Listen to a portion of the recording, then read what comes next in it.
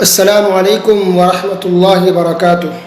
بسم اللہ الرحمن الرحیم، الحمدللہ والصلاة والسلام علی رسول اللہ وعلی آلہ واصحابہ اجمعین۔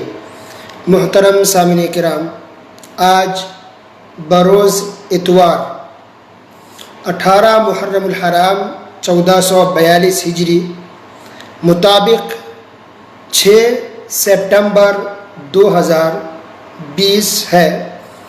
اللہ کے فضل و کرم سے ایک بار پھر میں آپ کے سامنے ایک نیا ٹاپک، ایک نیا موضوع لے کر کے حاضر ہوا ہوں، اور ٹاپک ہے قبر کا عذاب اور اس کی نعمتیں۔ اس ٹاپک پر انشاءاللہ ڈیٹیلز میں تفصیل سے گفتگو کریں گے، اور اس درس کا طریقہ بھی ایسا ہی ہوگا جیسا کہ پچھلے درسوں کا تھا، یعنی چھوٹی چھوٹی کلپ ہوگی، چھوٹے چھوٹے بیانات ہوں گے، درس بہت کم وقت کا ہوگا۔ وہ اس لیے تاکہ سننے میں آسانی ہو، سمجھنے میں آسانی ہو، لکھنے میں آسانی ہو، اور اگر آپ کسی کو فارورڈ کرنا چاہیں تو اس میں بھی آسانی ہو سکے۔ تو یہ موضوع ہے، ظاہر سی بات ہے مختصر وقت میں ان تمام باتوں کو بیان نہیں کیا جا سکتا، قبر کا عذاب، اس کی نعمتیں، لہذا اس کو کئی پارٹ میں انشاءاللہ بیان کریں گے، کئی پارٹ میں۔ تو آج ہے پارٹ نمبر 1، قبر کا عذاب اور اس کی نعمتیں، پارٹ نمبر 1۔ قبر کا عذاب اور اس کی نعمتیں، یعنی قبر کے اندر صرف عذاب نہیں ہے بلکہ اس کے اندر نعمت بھی ہے۔ نعمت کس کے لیے ہے اور عذاب کس کے لیے ہے، یہ تمام باتیں انشاءاللہ بیان کریں گے۔ قبر کے اندر عذاب ہوتا ہے، اس کا ذکر قرآن مجید میں بھی ہے، اور انسان اگر نیک ہو تو اس کے لیے نعمت ہے، اس کا ذکر بھی قرآن مجید میں اللہ سبحانہ وتعالیٰ نے بیان فرمایا ہے، لیکن اس کا تفصیلی ذکر ڈیٹیلز میں حدیثوں کے اندر موجود ہے، اس کی تفصیل حدیث کے اندر ہے۔ تو ایک نہیں، دو نہیں، کئی حدیثیں ہیں جو متواتر کو پہنچتی ہیں۔ علامہ ابن ابی العز الحنفی نے اپنی مشہور کتاب شرح عقیدہ تحاویہ کے اندر لکھا ہے کہ قبر کے اندر عذاب ہوتا ہے، اس تعلق سے جو حدیثیں آئی ہیں وہ حد تواتر کو پہنچی ہوئی ہے، یعنی متواتر حدیثیں ہیں۔ متواتر یعنی موٹے لفظوں میں، عام بھاشا میں یہ سمجھیے کہ بہت ساری حدیثیں، ایک نہیں، دو نہیں، 10 نہیں، بہت ساری حدیثیں ہیں کہ قبر کے اندر عذاب ہوتا ہے۔ اس تعلق سے حدیثیں 2-4 نہیں بلکہ بہت ساری ہیں، متواتر ہے، سبحان اللہ۔ اچھا، قبر کا عذاب، یہ قبر ہی کیوں کہا گیا؟ کیونکہ عام طور پہ انسان کو قبر کے اندر دفن کیا جاتا ہے، اس لیے قبر کا عذاب کہتے ہیں یا قبر کی نعمت کہتے ہیں۔ اس کا مطلب یہ نہیں ہے کہ جن کو قبر میں دفن کیا جائے گا بس اسی سے حساب و کتاب ہوگا، باقی جو لوگ ڈوب کے مثلا مر گئے تو اس کا کیا ہوگا، نہیں، وہ بھی سیم اسی حکم ہے جس حکم میں وہ ہے جس شخص کو قبر میں دفن کیا جائے۔ یعنی اگر کوئی انسان ڈوب کے مر جائے، سیلاب میں بہہ جائے، یا کسی کو جلا دیا جائے، بلکہ کچھ دھرم کے لوگ جلا بھی دیتے ہیں، مثلا ہندوؤں کے اندر میت کو، مردے کو وہ جلا دیتے ہیں، خاک ہو جاتی ہے اور راکھ بن جاتا ہے، تو کیا اس کا حساب و کتاب نہیں ہوگا؟ ہوگا، اسی طرح سے جس طرح کہ عام انسان کا ہوتا ہے۔ تو اگرچہ انسان کو جلا کے راکھ بنا دیا گیا، یا الیکٹرک شاک لگا کے جلا دیا گیا، یا انسان فلائٹ میں اوپر ہی جل کے اڑ گیا، یا بم سے کسی کو اڑا دیا گیا، یا ڈوب کے مر گیا، یا پرندوں نے یا جانوروں نے چیر چیر کر کھا لیا، ہوتا ہے جنگل میں گم ہو گیا، شیر نے کھا لیا، تو انسان کی موت کہیں بھی ہو، کسی بھی طریقے سے ہو، اور اس کا دنیا میں جو بھی انسان انجام کرے، اس کے ساتھ سلوک کرے، کچھ بھی ہو، لیکن سب کو اللہ تعالیٰ دوبارہ زندہ کرتا ہے، اور فرشتے اس سے سوال و جواب کرتے ہیں۔ اگر انسان ہے، اچھا ہے، نیک ہے، تو اللہ کی نعمت میں ہوگا، سکون سے ہوگا، اور انسان گنہگار ہے تو اس کے ساتھ عذاب کا معاملہ ہوگا، اگر کافر ہے تو ہر حال میں اس کو عذاب ہے۔ تو یہ تصور سمجھیے، تصور یہی ہے کہ قبر میں اندر دفن کریں یا نہ کریں، جو بھی انسان کا معاملہ ہو اس کو اس مرحلے سے گزرنا ہوگا۔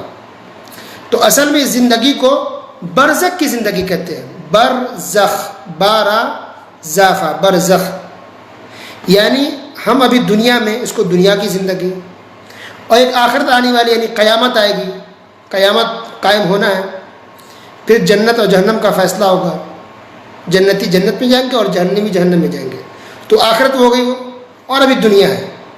تو یہ دنیا اور آخرت کے بیچ کا جو مرحلہ جو ٹائمنگ ہے جو زندگی اس کو کہتے ہیں برزخ کی زندگی. تو آدم علیہ السلام سے لے کر اب تک کتنے پیغمبر نبی اچھے نیک لوگ مسلمان یا کافر فرعون جو بھی کچھ ہے سب آئے سب کا انتقال ہوا, سب وفات پایا جو کچھ ہوا. تو جو وفات پا گیا اس کی برزخ کی زندگی شروع ہو گئی. وہ بھی کہاں ہے؟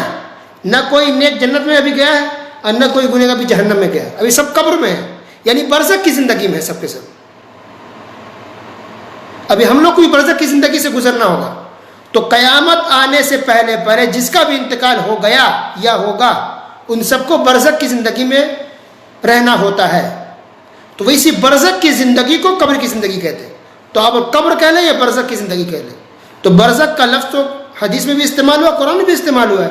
مثال کے طور پر سورہ مومنون آیت نمبر 100 اعوذ باللہ من الشیطان الرجیم لعلی اعمل صالحا فیما ترکت کلا انہا کلمۃ هو قائلها ومن ورائهم برزخ الى یوم یبعثون. یہاں کافروں کا ذکر اللہ نے بیان فرمایا کہ جب کافروں کو موت آتی ہے تو کافر کہتے ہیں اللہ اے رب مجھے لوٹا دے دنیا میں, ہم نیک عمل کر کے آئیں گے, نیکی کریں گے. یہ تمنا کرتے ہیں, یہ دعا کرتے ہیں کافر. تو اس کے بعد اللہ نے ذکر کیا ومن ورائہم برزخ, یہ تو بیچ میں ایک پردہ حائل ہے, ایک برزخ کی زندگی ہے اور عنقریب یہ لوگ دوبارہ اٹھائے جائیں گے, قیامت آنے والی ہے. تو برزخ کی زندگی ہے, یعنی انسان وفات پا گیا تو اس کے وفات پانے کے بعد سے لے کر کے اور قیامت جو قائم ہوگی اس بیچ کا جو بھی وقت ہے, جو ٹائمنگ ہے, جو وقت ہے, اس کو کہتے ہیں برزخ کی زندگی. تو جو ہم سے پہلے وفات پا چکے ہیں ان کی برزخ کی زندگی شروع ہو گئی ہے. ہم وفات پائیں گے تو ہماری برزخ کی زندگی شروع ہوگی. ہمارے آنے والے جو لوگ ہوں گے وہ جب وفات پائیں گے تو ان کی برزخ کی زندگی شروع ہوگی. تو ایک دنیا کی زندگی ہے, ایک آخرت کی زندگی ہے, اور ان دونوں کے بیچ میں جو وقت ہے اس کو برزخ کی زندگی کہتے ہیں.